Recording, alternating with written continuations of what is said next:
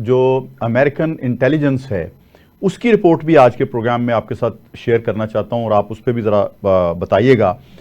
वो एक रिपोर्ट जो है लीक हुई है, उसमें बताया गया है कि ये जो हमला हुआ है अमेरिका ने जो किया है अपने बड़े त्यारे के ज़रिए B-2 के ज़रिए, उस का कुछ फ़ायदा नहीं हुआ और वो प्रैक्टिस ज़ाया चली गई है। यानी ये इंटेलिजेंस रिपोर्ट है।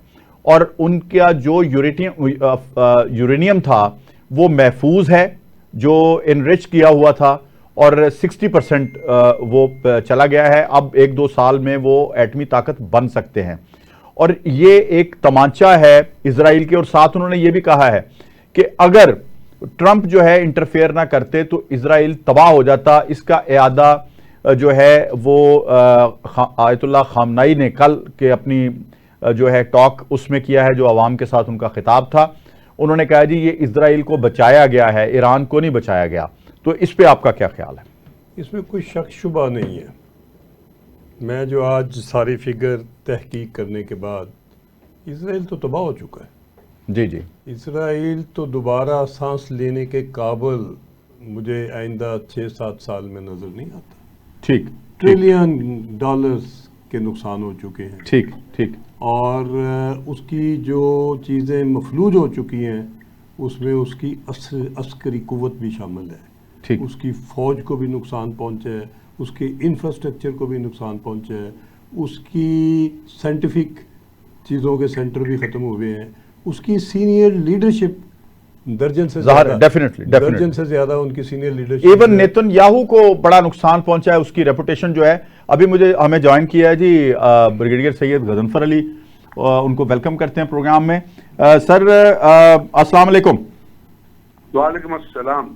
कैसे हैं सर? आप ठीक हैं, खैरियत से हैं? सॉरी मैं हमारे यहाँ पे नेट सेट का मसला।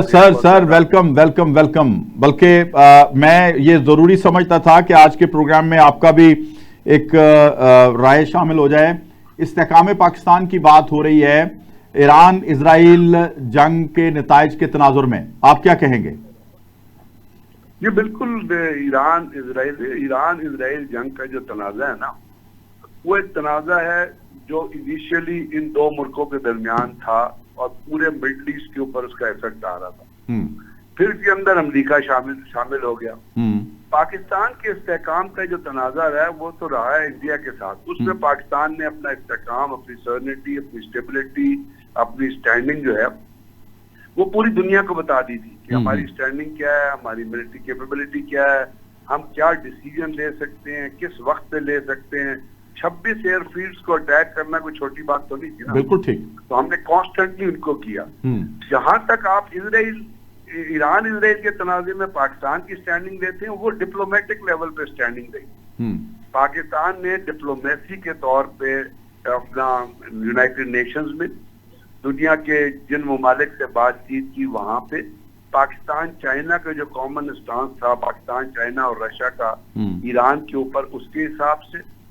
और इसके साथ साथ पाकिस्तान ने यूनाइटेड नेशंस की सिक्योरिटी काउंसिल में 2 दफा इस मसले को बहुत कन्विंसिंगली और बहुत फोर्स और बहुत स्ट्रेंथ से उठाया।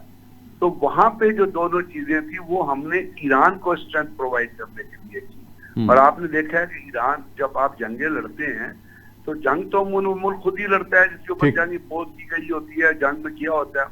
लेकिन जो उसकी बैकग्राउंड सपोर्ट जो होती है, जो लॉजिस्टिक्स के हिसाब से भी होती है, जो म्यूनिशन के हिसाब से भी होती है, जो हथियारों के हिसाब से भी होती है, उसके साथ साथ आजकल की दुनिया में जब दुनिया एक ग्लोबल विलेज बनी हुई है, जब मीडिया का जमाना है, जब कनेक्टिविटी का जमाना है, उसमें जरूरत इस अमर की होती है कि आप उस जो आपका दोस्त है उसके मौक़िफ़ को सही तरीका कार से आप दुनिया में पेश करें। बिल्कुल ठीक है। क्योंकि जो वो लड़ाई में इन्वॉल्व होता है वो तो अपनी ही बात करेगा। अच्छा, ये आप समझते हैं कि ये सारा अमल पाकिस्तान ने कामयाबी के साथ अदा किया? पाकिस्तान ने ईरान का मौक़िफ़ जो है वो बड़े बेहतर तरीके से इंटरनेशनल अरेना में पेश किया। जैसे मैंने आपसे अर्ज किया कि 2 दफा पाकिस्तान ने यूनाइटेड नेशन की सिक्योरिटी काउंसिल में इस मसले को उठाया। उसके साथ साथ हमने मुख्तलिफ लोगों से बातचीत भी की और पॉलिटिकल लेवल पे जो है वो भी बातचीत होती रही। OIC की कॉन्फ्रेंस हुई, वहां पाकिस्तान ने इस मौक़िफ़ को पेश किया। और अभी आपने देखा एक एससीओ की जो डिफेंस मिनिस्टर्स की जो समिट परसों कंक्लूड हुई है, हाँ। उसमें इंडिया को कितनी बड़ी डिप्लोमेटिक शिकस्त हुई है, बिल्कुल डिफीट हुई। वहां पे जो पहलगाम का वाकया था, मैंने आपसे कहा ना, पहले भी दुनिया ने ये एक्सेप्ट नहीं किया था कि वो वाकया जो है वो किसी तरह से टेररिज्म रिलेटेड, पूरी दुनिया ने ये कहा था कि वाकया जो है ये इंडिया ने खुद ही करवाया है, एक बहुत बड़ा फॉल्स फ्लैग ऑपरेशन है। अब वहां पे उनको मिर्चियां लगी जब इसको एड्रेस नहीं किया गया, और राजनाथ सिंह ने वो डॉक्यूमेंट साइन करने से इनकार कर दिया, उससे कोई फर्क नहीं पड़ता। बिल्कुल ठीक है, क्योंकि जब ज्यादा लोग उस चीज को अप्रूव कर चुके हैं तो एक one isolated body doesn't matter in the international politics. दुरुस्त है सर। तो बात ये वो चीजें जो इंडिकेट करती हैं कि पाकिस्तान ने किस तरीकेकार से इस तमाम जो क्राइसिस थे और ये दुनिया में जो क्राइसिस थे, जो वर्ल्ड वॉर की तरफ लोग कहते चले जाएंगे, मैंने उस वक्त भी अर्ज किया था आपसे कि वर्ल्ड वॉर की तरफ ये नहीं जाएगी।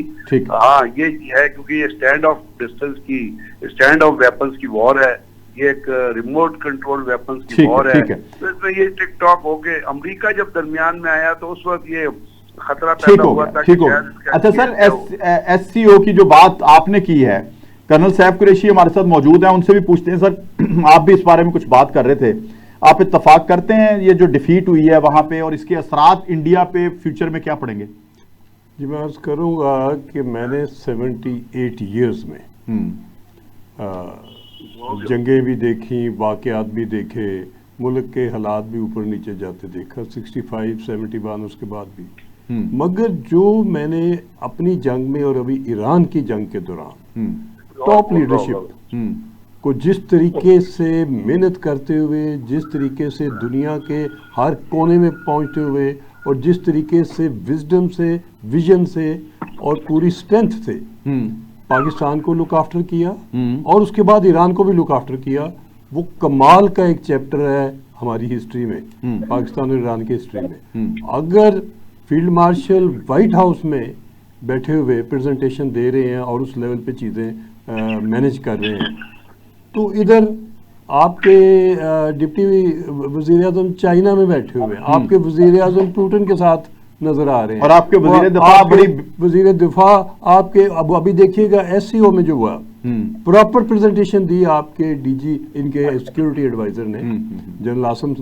और विद फैक्ट्स फिगर दी, विद आइडियो वीडियो डिटेल्स दी, और फिर कहा, उधर उनके जो बैठे थे इंडिया के डिफेंस मिनिस्टर ये मिस्टर राज, उनको कहा कि आप बताइए, आप अपना मौका बताइए, आपके पास कोई प्रूफ है तो जरूर बताइए, और इस फोरम को दो फैक्ट्स एंड फिगर बता के इस फोरम से हम कहते हैं कि डिसाइड कर, जिसमें वो नाकाम रहे, एक लफ्ज नहीं कह सके। ठीक। टोटल जब उन्होंने ये ड्रामा घर से बना के किया था, सारी दुनिया ये जानती है कि इंडिया किस चीज में इन्वॉल्व है, कोई शक शुबा रहा नहीं कि इंडिया दहशतगर्दी हमारे मुल्क में डायरेक्टली इन्वॉल्व होकर कराता है, ईरान से भी करवाता रहा है, अफगानिस्तान से भी कराता है। बिल्कुल क्लियर है।